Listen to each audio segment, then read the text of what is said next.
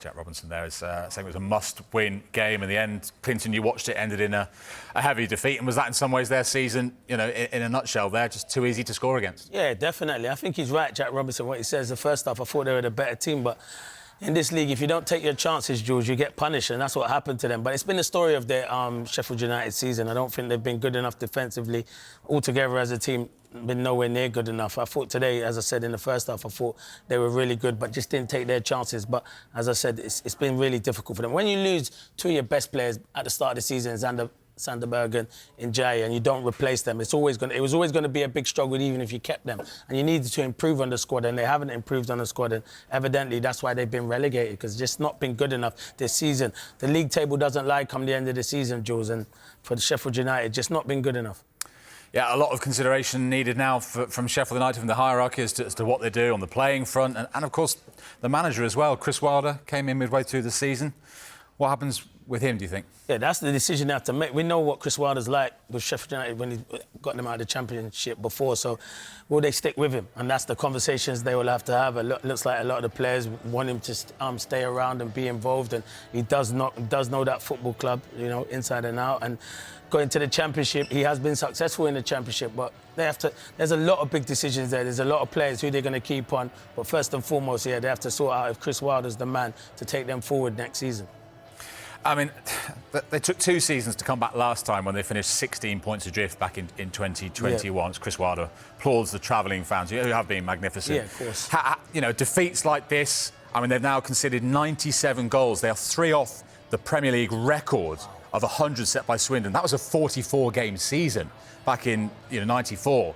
They're conceding. I mean, how much stuffing is that going to knock out of Sheffield United? How hard is it going to be to bounce back straight away? Yeah, it's going to be hard. Of course it is. It's definitely going to be hard. You don't want to have records like that as well.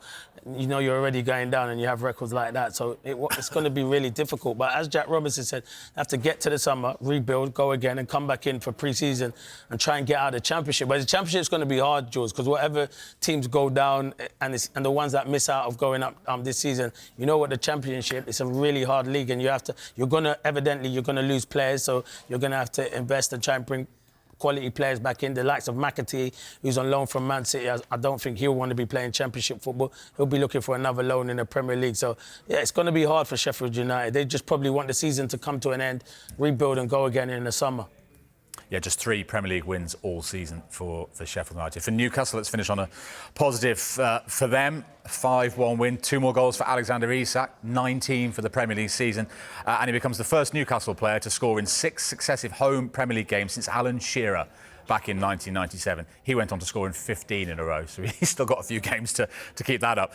How high do you rank Alexander Isak if you're talking about the Premier League pecking order of strikers? He's the real deal. He can go to any one of those top 4 teams in my eyes because he scores goals. He's up there as one of the top goal scorers. I think it's only Haaland and Cole Palmer that are ahead of him, and I think he's been outstanding. His movement's fantastic. He's good with his back to goal. He can take the ball in. He can create chances, and once he gets into them positions, he's ice cold, and he knows and he picks his spot. His first goal today is a fantastic goal. The finish, the run, the movement, any youngster watching it, the movement and the finishing ability is fantastic. I think Isak's a top player. If I'm Newcastle, I'm tying him down to a long contract because those big clubs, even Newcastle is a huge football club, I get that, but the top 4 teams will be looking at him because I think he's a top talent.